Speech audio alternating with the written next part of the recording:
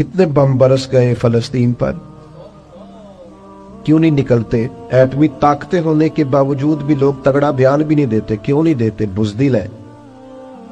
میدانوں میں ایٹمی بم سے نہیں لڑا جاتا، ایمان کی طاقت سے لڑا جاتا ہے. ترس نہیں آتا تمہیں ان بچوں پر؟ سسکتی بلکتی مخلوق پر. تو کہاں ہے اقوام متحدہ کی تنظیمیں، اور کہاں ہے وہ یورپ جو کتوں اور بلیوں کے حقوق پر تنظیمیں بناتے ہیں، جو جانوروں کے حقوق کی بات کرتے ہیں؟ وہ کہاں اپنے دلوں میں چھپ گئے؟ فلسطین کے ہسپتالوں پر بم برسیں تو تمہارا کیا خیال ہے؟ تم سے حساب سے نماز روزے کون ہے؟ اللہ کے بندے تڑپتے رہے اور رب پوچھے گا نہیں؟ رسول پاک علیہ السلام نے تو فرمایا مالک قیامت کے دن کہے گا میں جو اس کی شان کے لائق ہے. اللہ فرمائے گا میں بھوکا تھا تو نے کھانا کیوں نہیں کھلایا، میں پیاسا تھا تو نے، یہ صحیح مسلم کی حدیث، مجھے کپڑوں کی ضرورت تھی لایا کیوں نہیں؟ بندہ عرض کرے گا مالک تو کھانے پینے سے پہننے سے پاک ہے. تو رب فرمائے گا وہ جو تیرے پڑوس میں بندہ بھوکا تھا تو بندہ تو میرا ہی تھا نا، وہ جو پیاسا تڑپ رہا تھا تو میرا ہی تھا نا. وہ جن ہسپتالوں پہ بم برستے ہیں وہ کون ہے؟ وہ جہاں جنازے پڑھنے کو کفن میسر نہیں، وہ کون ہے؟ جب وہ پوچھیں گے بلا کے تم کو اپنے سامنے تو کیا جواب جرم دو گے تم خدا کے سامنے؟ تم سو رہے ہو، سیاستیں کر رہے ہو، الیکشن کی باتیں کر رہے ہو. خدا سے ڈرو. ایک بات بڑی ضروری ہے، وہ میں نے آپ سے ضرور کرنی ہے. ایک آیت ہے قرآن پاک کی سورت بقرہ پہلا سپارہ آیت نمبر 120. اللہ تعالیٰ نے ایک حد بیان کر دی. فرمایا وَلَن تَرْضَىٰ عَنْكَ الْيَهُودُ وَلَا النَّصَارَىٰ حَتَّىٰ تَتَّبِعَ مِلَّتَهُمْ. فرمایا یہ یہودی اور عیسائی تم سے ہرگز راضی نہیں ہوں گے. یہ قرآن ہے اور سادہ ترجمہ تفسیر کی بھی ضرورت نہیں. یہ معاہدے کر لیں، محبت کے وعدے کر لیں، یہ تم سے راضی نہیں ہوں گے. کب راضی ہوں گے؟ حتی تتبع ملتہم، یہاں تک کہ تم ان کے دین کی پیروی کرنے لگ جاؤ. میرا جب پہلی دفعہ پاسپورٹ بنا تو میں نے سارا پڑھا، کتابیں پڑھنے کا شوق تھا شروع سے. اس کے ہر صفحے پہ لکھا ہے کہ سوائے اسرائیل کے، یعنی آپ پوری دنیا میں یہ سبز ہلالی پاسپورٹ لے کے جا سکتے ہیں، خبردار اسرائیل آپ یہ پاسپورٹ لے کے نہیں جا سکتے. یعنی اتنی نفرت کسی ملک سے کہ اس پر لکھ کے چھاپ دیا ہر صفحے پر کہ یہ پاسپورٹ سوائے اسرائیل کے ہر ملک کے لیے کارآمد ہے. میرا سوال ہے عرب کے ان لیڈروں سے جنہوں نے اسرائیل کے ساتھ معاہدہ کیا، مجھے بتاؤ تمہیں فلسطین کی بیٹیاں بھول گئی نا ساری کی ساری؟ تمہیں وہ ماں بھول گئی نا جو مسجد اقصیٰ کے دروازے پہ کھڑی ہو کے چیخیں مارتی تھی اور کہتی تھی کوئی علی کو خبر کرو کہ میری بچیاں قید میں ہیں؟ وہ بھول گئی؟ تمہیں وہ بہن بھول گئی نا جس پر شراب کی بوتل انڈیڑتے تھے اسرائیل کے فوجی؟ وہ آپ کو ابھی بھی ویڈیو مل جائے گی.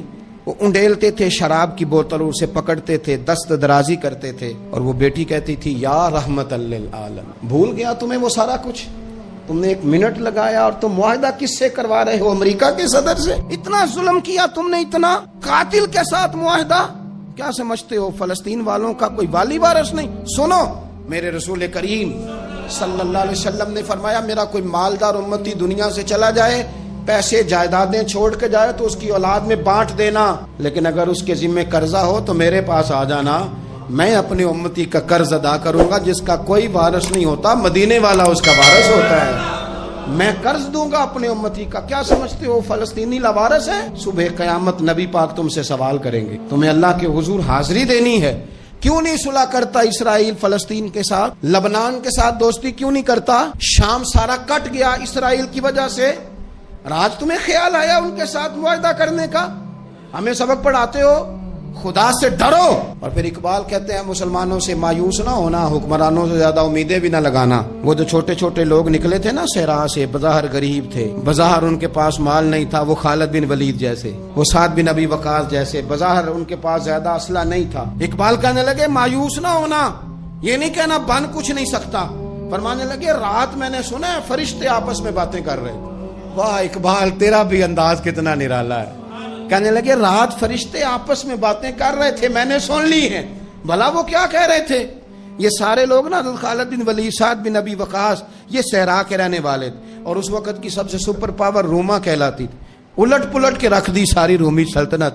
تو اقبال کہنے لگے رات فرشتے آپس میں باتیں کر رہے تھے کہ سنا ہے پاکستان کے، ہندوستان کے مسلمان جوان مایوس ہو گئے، کہنے لگا نا مایوس ہونا، نکل کے صحرا سے، جس نے روما کی سلطنت کو الٹ دیا تھا، نکل کے صحرا سے۔ گرمی دیکھو اس شیر کی، ولولہ دیکھو اس مرد کا جو مصور پاکستان ہے، نکل کے صحرا سے، جس نے روما کی سلطنت کو الٹ دیا تھا، سنا ہے میں نے یہ قدسیوں سے، وہ شیر پھر ہوشیار ہوگا۔ وہ کل باتیں کر رہے تھے کہ بہت سارے ان میں سے پھر جاگ گئے اور بڑی جلدی وہ بلاک بنائیں گے۔ سنا ہے میں نے یہ قدسیوں سے کہ وہ شیر پھر ہوشیار ہوگا، وہ آئے گا میدان میں، نکلے گا، اور انشاءاللہ یہی چراغ جلے گا تو روشنی ہوگی۔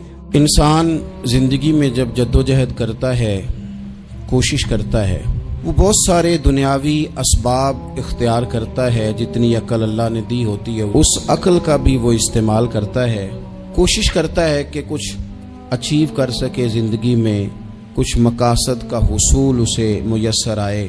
عزیز بھائیوں، ایک بات اپنے ذہن میں اچھی طرح بٹھا لیں اور لکھ لیں کہ زندگی میں جو کسی بندے کو کامیابی حاصل ہوتی ہے وہ رب تعالیٰ کی مدد سے حاصل ہوتی ہے۔ اگر رب تعالیٰ مددگار ہو تو پھر کوئی چیز بھی رستے میں رکاوٹ نہیں بنتی، اور اگر مالک کریم کو منظور نہ ہو تو انسان بہترین سیاستدان ہو، اچھا ایڈمنسٹریٹر ہو، اس کا ذہن بڑی وسعت رکھتا ہو، بڑی اچھی پلاننگ کرنا جانتا ہو، سارا کچھ ہو، تو بندہ ناکام ہو جاتا ہے۔ مسلمانوں کو جتنی کامیابیاں ملیں ان کا پس منظر صرف اتنا تھا کہ اللہ تبارک و تعالیٰ نے اپنے بندوں کی مدد فرمائی، اور اب تعالیٰ نے قرآن مجید میں اس حقیقت کا بیان کیا، فرمایا بل اللہ مولاکم، فرمایا بلکہ اللہ تمہارا مولا ہے، وَهُوَ خَيْرُ النَّاصِرِينَ، اور وہ بہترین مددگار ہے۔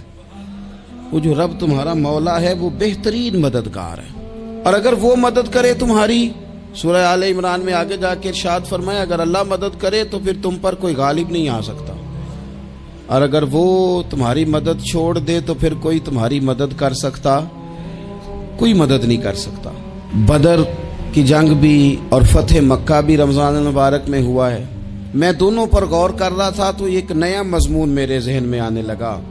بدر کی جو جنگ ہے اس میں بھی ایک عجیب انقلاب آیا ہے کہ 313 نے 1000 سے مقابلہ کیا، اور جن 1000 سے مقابلہ کیا وہ اسلحے سے لیس تھے، اور یہ جو 313 ہیں ان کے پاس 6 زرہیں، 8 تلواریں، چند گھوڑے، لیکن اللہ نے کامیابی دی تو خود رب نے بیان کیا کس طرح دی، فرمایا وَلَقَدْ نَصَرَكُمُ اللَّهُ بِبَدْرٍ وَأَنْتُمْ أَذِلَّةٌ، وہ کامیابی اس طرح ملی ہے کہ رب نے تمہاری مدد کی تھی، تم تو کمزور تھے، اللہ نے بدر میں تمہاری مدد کی، تم جیت گئے۔ وَلَقَدْ نَصَرَكُمُ اللَّهُ بِبَدْرٍ وَأَنْتُمْ أَذِلَّةٌ، اللہ نے بدر میں تمہاری مدد کی، تم تو کمزور تھے۔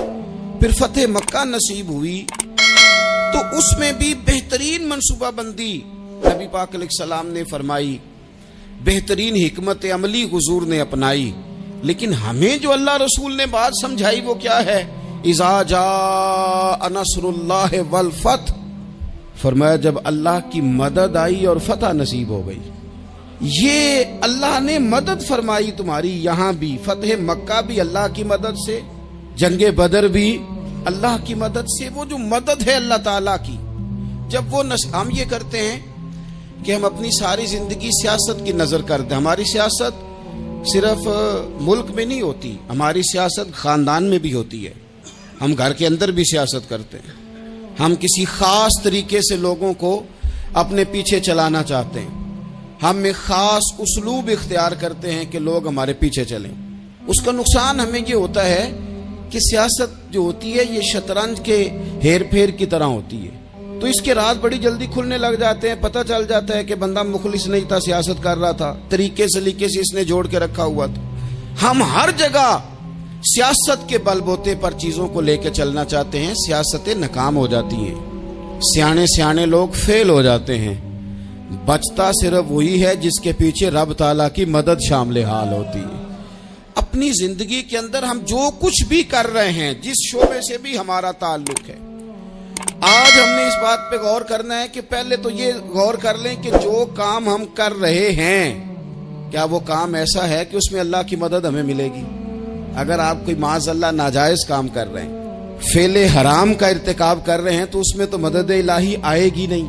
पहले तो ये देखें जो कर रहे हैं वो काम मदद इलाही वाला है, और अगर अल्लाह ताला की मदद वाला वो काम है फिर उस पर गौर करें कि क्या हमने मालिक से मदद का सवाल किया है, हमें मदद मुयस्सर आ रही है। वो मैंने बुजुर्गों से एक बात सुनी थी, वो बड़ी याद रह गई। वो फरमाया करते थे काबिलियत भी बड़ी चीज है लेकिन कबूलियत सबसे बड़ी चीज है। काबिल होना भी बड़ी बात है लेकिन ज्यादा बड़ी बात यह है कि उसकी बारगाह में कबूल भी है कि नहीं। अपनी जिंदगी में अल्लाह की मदद की तरफ बढ़ें, मालिक की मदद का हुसूल इख्तियार करने की कोशिश करें, अल्लाह के साथ अपने आप को जोड़ें। अगर अल्लाह की मदद नसीब हो, ये जो हम जितना डरते रहते हैं, सहमे रहते हैं, परेशान रहते हैं कोई क्या कर देगा, हमारे यहाँ ना हर शोबे में माज़अल्लाह एक माफिया है, इल्ला माशाअल्लाह। वो माफिया कहता है मेरे साथ मिलोगे तो मैं चलने दूंगा वरना मैं नहीं चलने दूंगा, मार्केट में आ ही नहीं सकता फलाना बंदा क्योंकि यहाँ हमारा कब्जा है। और मेरे भाई फिर बहुत सारे लोग जिनकी नीयतें और इरादे बड़े अच्छे होते हैं शुरू में, वो भी उस माफिया का शिकार हो जाते हैं और उनके रंग में रंग जाते हैं। याद रखना, किसी शख्स की ब्लैकमेलिंग का कभी शिकार ना होना, कभी किसी की मीठी और मुसज्जा मुकफ़ा बातों का शिकार ना होना। कोई क्या कर सकता है अगर अल्लाह मददगार हो तो। जिसको रब करीम उठाना चाहे उसे कोई गिरा सकता है। हम ये डरे डरे सहमे सहमे परेशान परेशान फैसला करने की ताकत नहीं, मुझे चलना चाहिए कि नहीं, उठना चाहिए कि नहीं, करना चाहिए। उठ बांध कमर क्यों डरता है, फिर देख खुदा क्या करता है। हजरत अब्दुल्ला इब्न अब्बास फरमाते हैं मेरे नबी पाक अलैहिस्सलाम ने मेरी तरबियत फरमाई, हुजूर ने मेरी तरबियत फरमाई। और महबूब पाक अलैहिस्सलाम ने फरमाया अब्दुल्ला याद रखना, ये नौजवान दोस्त मेरी बात लिख लें, परेशान लोग मेरी बात लिख लें, जिनके पास कुव्वत फैसला नहीं वो इस बात को लिख लें। हजरत अब्दुल्ला इब्न अब्बास फरमाते हैं मेरे नबी पाक अलैहिस्सलाम ने मुझसे फरमाया था अब्दुल्ला सुन, अगर सारी दुनिया मिल के तेरा कोई नफा करना चाहे कर नहीं सकती जब तक मेरे रब की रजा ना हो। और फरमाया सारी दुनिया मिल के तेरा कुछ बिगाड़ना चाहे तो अब्दुल्ला बिगाड़ नहीं सकती जब तक रब करीम की हिकमत का तकाजा ना हो।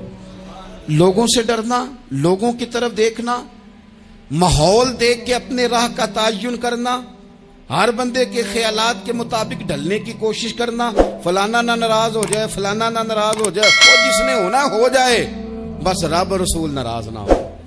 अपनी जिंदगी में अपने मालिक को मौला जान के, बलिल्लाहु मौलाकुम, अल्लाह तुम्हारा मौला है, वहुवा खैरुन नासिरीन, वो बेहतरीन मददगार है।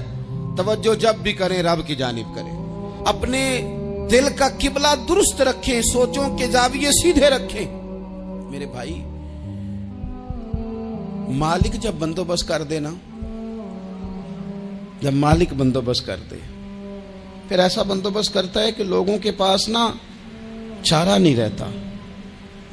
हजरत मरियम रदियल्लाहु ताला अन्हा पाकबाज थी, मस्जिद में रही थी, पर मालिक की हिकमत के तकाजे बड़े अजीब है ना। फिर जनाब मरियम को अल्लाह ताला ने बगैर शौहर के औलाद अता कर दी। ये बात ही ऐसी थी, वो किसी ने कहा था कि मखलूक तो फनकार है इस दर्जा के पल भर में, संगे दरे काबा से भी असनाम तराशे, तुम कौन हो क्या चीज है दागे कबाबी। लोगों ने तो मरियम पे भी इल्जाम तराशे। तो लोगों ने कहा किधर से ले आई बच्चा, तेरा बाप तो ऐसा नहीं था, कहां से ले आई।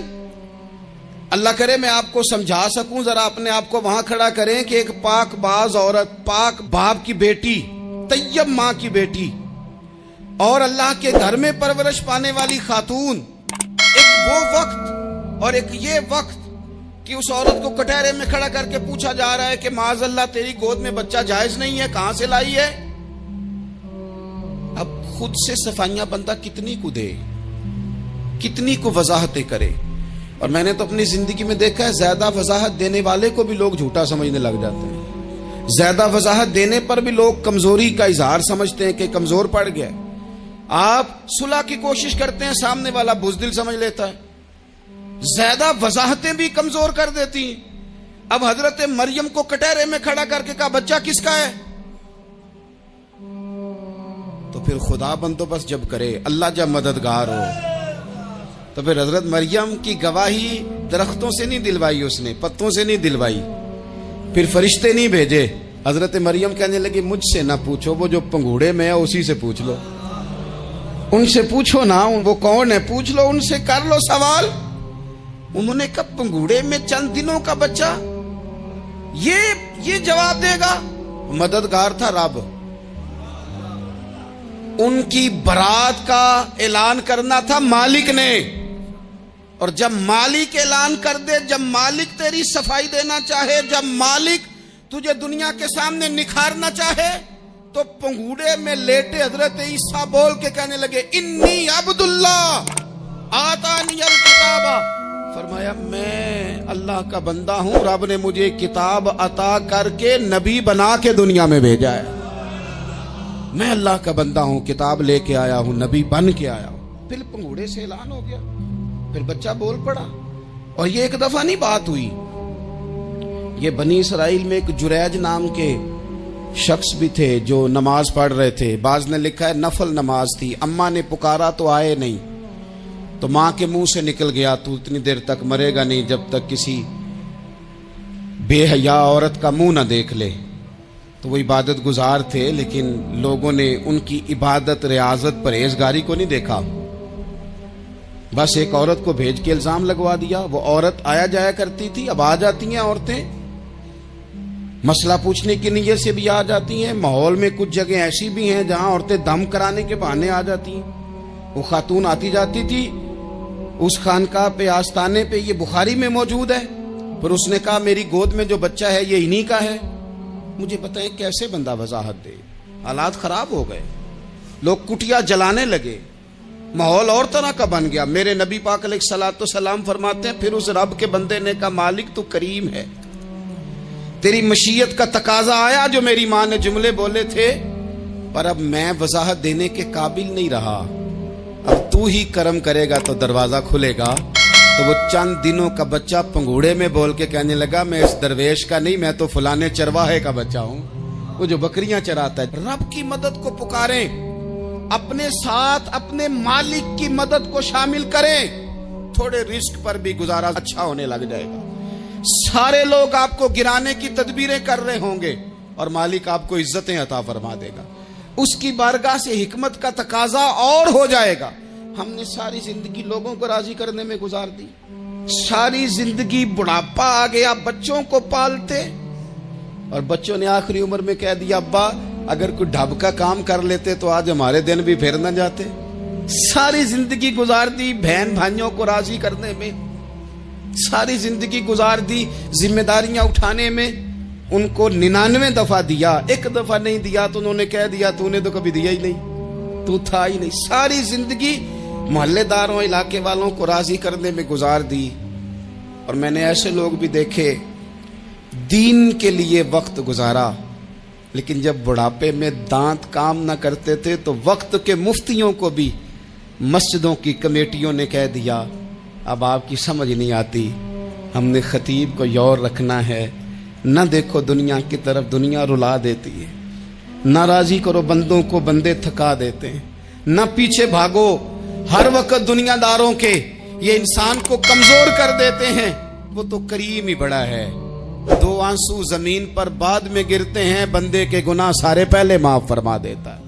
اللہ کی مدد کا حصول، اپنے مالک کی مدد کی طرف بڑھنا، آپ کو بدر کی جنگ بھی یہی درس دے گی، آپ کو احد کا میدان بھی یہی سبق دے گا، فتح مکہ بھی یہی سبق دے گا۔ میرے دوستو جب رب مدد فرمائے، جب اللہ مددگار بنے، دوستوں سے ایک بات اکثر کرتا ہوں، میں کہتا ہوں کہ جتنے درد سے آپ امیر کو اپنی کہانی سناتے ہیں نا، اور جس طرح آپ کے آنسو بات کرنے سے پہلے گر جاتے ہیں کہ غریب ہیں، بچیاں ہیں، کاروبار نہیں، او میرے سنگیو، اس سے آدھے آنسو اپنے رب کی بارگاہ میں بکھیرو، اس کے حضور عرض گزار ہو جاؤ، اس سے طلب کرو۔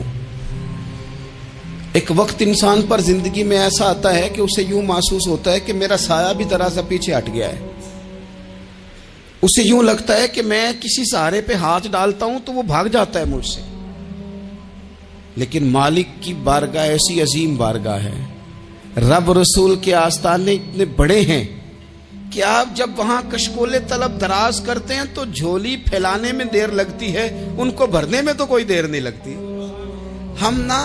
ہم نے اپنا سوچ کا قبلہ ہی دنیا کو بنا لیا ہے۔ یہ جو اللہ والوں کی مدد ہے یہ تو اللہ ہی کی مدد ہے، لیکن یہ جو سیٹھوں کی طرف توجہ کرنا، نوابوں کی طرف توجہ کرنا، دنیا داروں کی طرف توجہ کرنا اور اپنا مزاج اس طرح کا بنا لینا، یارو گردن کو جھکا دیتا ہے خیرات کا پتھر، جہاں میں مانگنے والوں کے سر کبھی اونچے نہیں ہوتے۔ اور اقبال کہتے ہیں غیرت ہے بڑی چیز جہانے تگ و دو میں، پہناتی ہے یہ فقر کو تاج سردارا۔ میں عرض کروں گا کہ اپنی آپ جب توجہ کا قبلہ اللہ رسول کو بنائیں گے تو رب فرماتے وَيَرْزُقْهُ مِنْ حَيْثُ لَا يَحْتَسِبُ، میں نہ تجھے وہاں سے رزق دوں گا جہاں سے کبھی تیرا گمان بھی نہیں گیا ہوگا، یہاں سے بھی مل سکتا ہے، تو نے سوچا بھی نہیں ہوگا۔ بخاری شریف میں حدیث ہے، حضرت جابر ابن عبداللہ فرماتے ہیں نبی پاک صلی اللہ علیہ وسلم نے 300 لوگوں کا ایک لشکر روانہ کیا کسی مہم کے لیے، کسی جہاد کے لیے۔ حضرت ابو عبیدہ بن جراح رضی اللہ تعالیٰ عنہ امیر لشکر تھے۔ فرماتے غربت اتنی زیادہ تھی، بھوک اتنی زیادہ تھی کہ ایک ایک کھجور دن میں ایک وقت کھانے کو ملتی تھی، اور کچھ دن ایسے آئے کہ اب کھجور بھی نہیں مل رہی۔ فرماتے اتنی زیادہ بھوک لگی مجاہدین کو 300 بندہ پتے کھا کے گزارا ہونے لگے، یہ بخاری میں موجود ہے۔ آپ فرماتے ہیں کہ دریا کے کنارے ہمارا پڑاؤ تھا، ٹھہراؤ تھا، جب بھوک سے نڈھال ہو گئے نا وَيَرْزُقْهُ مِنْ حَيْثُ لَا يَحْتَسِبُ، اللہ وہاں سے روزی دیتا ہے، گمان بھی نہیں ہوتا۔ فرماتے ہیں ایک مچھلی اللہ تعالیٰ نے دریا کے کنارے بھیجی، فرماتے ہیں وہ تھی تو مچھلی پر پہاڑ جتنی تھی۔ بخاری میں لفظ ہیں، حضرت جابر ابن عبداللہ رضی اللہ تعالیٰ عنہ فرماتے ہیں 300 آدمی 18 دن تک اس مچھلی کو کھاتے رہے، مچھلی ختم ہی نہیں ہوئی۔ مچھلیاں نہیں، مچھلی کہتے ہیں 18 دن 300 بندہ کھاتا رہا، مچھلی ختم ہی نہیں ہوئی۔ اور فرماتے ہیں کہ اس کی ہڈی نکال کے، کانٹا کہیں گے آپ اپنی زبان میں، کہتے ہیں وہ نکال کے نا تو اس کو کھڑا کیا نا جب، تو اونٹ کجاوے سمیت اس کے بیچ سے گزر جاتا تھا، 2 اس کے کانٹے جوڑے۔ فرماتے ہیں وہ اس کا گوشت ہم کھاتے تھے اور اس کی چربی بطور تیل کے ہم جسموں پہ ملتے تھے، بیماروں کو اس سے سکون آتا تھا، تندرستی شفا ہوتی تھی۔ فرماتے ہیں ہم کھایا بھی ہم نے اور کچھ لے کے ہم مدینے بھی گئے، اور قربان جائیں نبی پاک نے بھی اس میں سے کھایا۔ ہم نے عرض کی حضور یہ معمہ کیا ہے، یہ ماجرا کیا ہے؟ تو محبوب نے فرمایا تمہارے پاس غذا نہیں تھی، رب نے تمہارے لیے بندوبست کیا ہے، اللہ نے تمہیں دیا ہے۔ مکان شروع کر لیا، ایک صاحب نے وہ مکان بنانے لگے، آپ وہ حساب لگا رہے ہیں، کہتے ہیں میرے پاس اتنے پیسے ہیں، اتنے میں نے فلانے دوست سے کہنا ہے اس نے دے دینے، اتنے فلانے رشتہ دار سے کہنا ہے اس نے دے دینے، اتنے فلانے سے کہنا ہے اس نے دے دینے۔ یہ ساری کاپی بنا کے مکان شروع کر لیا۔ جو روز کہتا تھا نا کوئی حکم ہو جاتے 10 سب سے پہلے اس کو کہا میاں پیسے چاہیے، وہ کہندا ہو کل ہی منڈا ٹوریا ہے، کدے تو پرسوں 10 داتے لب جانے سن۔ میں آپ کو اپنے تجربے کی بات بتا رہا ہوں۔ جن لوگوں کا خیال ہوتا ہے نا کہ آپ سٹارٹ کریں فلانا کام، ہم آپ کے ساتھ ہیں، اللہ کا ہی کوئی نظام ہے، وہ بالکل بھی نہیں ساتھ ہوتے۔ لیکن ایسا نہیں ہے کہ کوئی ساتھ نہیں ہوتا، اللہ تعالیٰ بڑے اسباب پیدا کرتا ہے، وہاں سے دیتا ہے جہاں سے گمان بھی۔ ہمارا یہ ذہن بن جاتا ہے ہم ساری اپنے حساب سے چلتے ہیں، اتنے رشتہ داروں سے، اتنے، کون آپ کے ساتھ چلے گا؟ سوال ہی نہیں پیدا ہوتا۔ یہ سارے کام چھوڑ کے سب سے پہلے 2 رکعتیں پڑھو، اپنے رب کی بارگاہ میں، رسول کائنات کی بارگاہ میں گزارشات اور استغاثے پیش کرو، وہاں سے خیر طلب کرو۔ دنیا دار کیا دیں گے، کیا دے سکتے ہیں، کیا حیثیت ہوتی ہے کسی؟ اللہ کہتا ہے وہاں سے دوں گا۔ تو جو اللہ مال دے وہ لینا چاہیے کہ رشتہ داروں کا مال دیکھنا چاہیے؟ جو اللہ دے وہ لینا چاہیے کہ سیٹھوں نوابوں کی جیبیں دیکھنی چاہیے؟ جو اللہ دے وہ قبول کرنا چاہیے یا دیکھنا چاہیے کون سا آدمی کہاں پہنچ گیا؟ چھوڑو، اپنی مٹی پہ چلنے کا سلیقہ سیکھو۔ کسی کے سنگ مرمر پہ چلو گے تو پھسل جاؤ گے، پھسل جا۔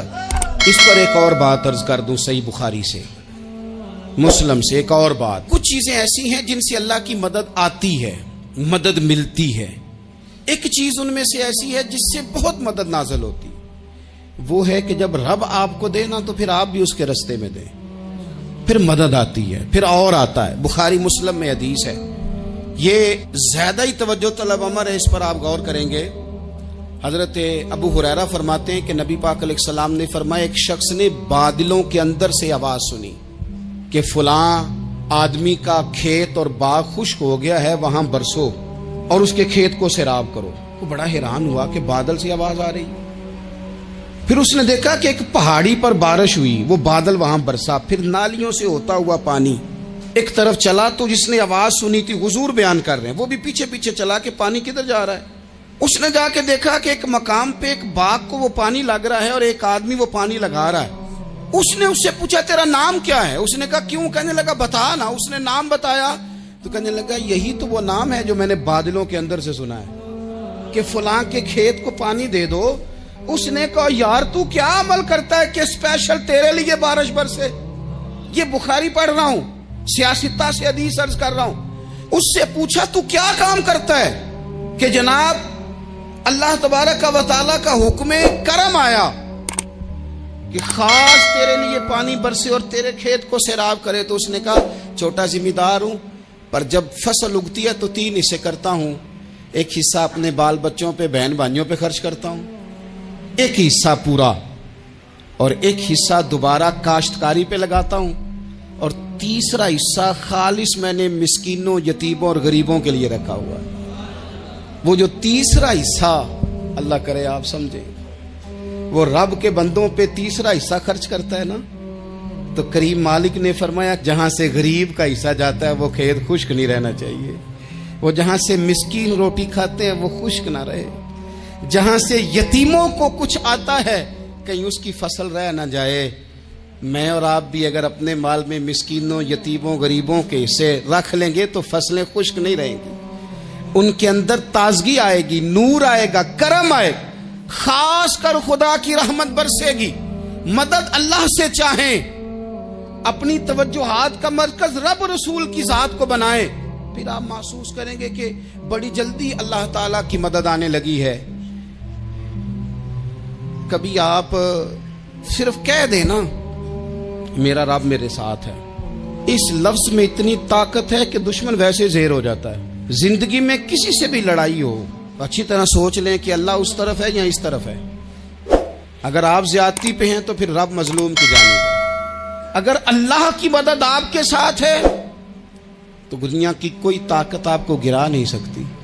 اور اگر آپ مظلوم کے مقابلے میں ظالم بن کے آپ کھڑے ہو گئے ہیں اور آپ نے رویہ وہ اختیار کیا ہے کہ جس میں مدد نہیں آئے گی، تو پھر یاد رکھ لیں کہ آپ کوئی بھی ہیں، کہاں بھی ہیں، آپ کمزور ہیں. طاقتور تھے ابتدائے اسلام میں، ظاہری طاقت تھی کفار مکہ کے پاس، وہ ڈنڈوں سے مارتے تھے غریبوں کو، ان کے ہاتھوں میں ڈنڈے تھے، پر خدائی طاقت ان مظلوموں کے ساتھ تھی. صاحب زرقانی نے لکھا ہے حضرت زنیرہ رضی اللہ تعالیٰ عنہ ایک لونڈی ہیں، غریب ہیں، ماڑے دا کی کام محمد نس جانا یا رونا، غریب سادی بی بی اور لونڈی کنیزہ، ایک مشرک کی کنیزہ تھی، انہوں نے کلمہ پڑھ لیا. وہ ڈنڈوں سے مارتا، دروں سے مارتا، تکلیف دیتا. حضرت زنیرہ رضی اللہ تعالیٰ عنہ کو اتنا مارا، اتنا مارا. اب آپ ایک اور پہلو پر بھی غور کریں، مار بھی پڑ رہی ہے پر خدا ادھر ہی ہے، اللہ کی مدد ادھر ہی ہے. رب کہتا ہے کہ پہلے تو صبر کرنا، ان اللہ مع الصابرین، تو صبر کرے گا تو پھر رب کی معیت ملے گی. ذرا ٹھہرنا، تو تھوڑا ڈٹنا. ان الذین قالوا ربنا اللہ ثم استقاموا تتنزل علیہم الملائکہ. تو کہے اللہ میرا رب ہے، پھر تو پہلے ڈٹ، پہلے تو نے ڈٹنا ہے. ثم استقاموا، جو ڈٹ گیا، تتنزل علیہم الملائکہ، ڈٹنے والے کے لیے مدد آتی. پہلے تھوڑا ٹھہرنا پڑتا ہے، پہلے تھوڑا صبر کرنا پڑتا ہے، حوصلہ کرنا پڑتا، اس کے بعد مدد آتی. مار پڑ رہی ہے، مارا جا رہا ہے. حضرت زنیرہ کو ان کا مالک جو ہے ظاہری آقا وہ مار رہا ہے، یہ کنیزہ ہے، اتنا مارا اتنا مارا. ان کی بینائی چلی گئی, نظر آنا بند ہو گیا. ابو جہل آیا اور کہنے لگا زنیرہ دیکھا نا ہمارے بت تیری آنکھیں لے گئے, معاذ اللہ, لات و منات ہمارے بتوں نے تجھے اندھا کر دیا. اب ایسا نہیں ہے کہ بی بی روتی جا رہی ہے, مایوسی مایوسی, معاذ اللہ, پریشانی, غریبی بڑی ہے, پوچھنے والا کوئی نہیں, یہ باتیں نہیں. کیا جملے ہیں خاتون کے, کیا لفظ ہیں.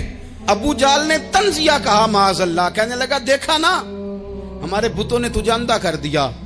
تو جناب زنیرہ آنکھوں کی بینائی گئی ہے, رات کو گئی ہے, دکھ ابھی تازہ ہے, لیکن اللہ پہ جو توکل ہے, اپنے مالک سے جو رشتہ ہے وہ اتنا مضبوط ہے, اتنا طاقتور ہے, اس میں اتنی گہرائی ہے کہ حضرت زنیرہ بول کے نا اتنی قوت سے بولی, اتنی طاقت سے بولی کہ پورے کفر پر لرزہ طاری ہو گیا. فرمانے لگی تمہارے بتوں کی کیا اوقات ہے کہ وہ میری بینائی لے جائیں, یہ میری رب کی حکمت کا تقاضا ہے. جب تک اس نے چاہا زنیرہ دیکھتی رہی, اور جب اس نے چاہا زنیرہ کی آنکھوں کی بینائی چلی گئی, اور اگر وہ چاہے گا نا تو بینائی واپس بھی کر دے گا. اگر ہو ذوق یقین پیدا تو کٹ جاتی ہیں زنجیریں, اگر وہ چاہے گا تو بینائی آ بھی جائے گی. حضرت زنیرہ نے رات کو یہ لفظ کہے, ابو جال اور سارے کفار ڈر کے سن کے چلے گئے. آپ اطمینان سے آ کے بستر پہ سوئی. جب سویرے اٹھی تو اللہ نے آنکھوں کی روشنی واپس کر دی تھی. آنکھوں کی اب چھڑی پکڑی ہے, بازاروں میں گھومتی ہے, کہتی ہیں بلاؤ کدھر ہے تمہارے نات و منات, دیکھو میرے رب نے روشنی واپس کر دی. آ کر میرے ساتھ ادھر آ, ستمگر ہنر آزمائیں, تو تیر آزما ہم جگر آزمائیں. بیمار لوگوں یاد رکھو, کہہ دیا ڈاکٹر نے کہ تو بڑا بیمار ہے, تو بڑا کمزور ہے, یہ ہو گیا وہ ہو گیا, تو ڈاکٹر اپنے علم کے مطابق بات کر رہا ہے. ہوگا تو وہ جو میرا رب چاہے گا. کمزور ہو جانا, پریشان ہو جانا, تکلیف میں آ جانا, پتہ نہیں بات ہو گئی ہے تو جانے کیا ہو جائے گا. اپنی زندگی کے اندر اپنے رب سے رشتہ مضبوط کریں, رسول کائنات سے رشتہ مضبوط کریں, اللہ والوں سے رشتہ مضبوط کریں.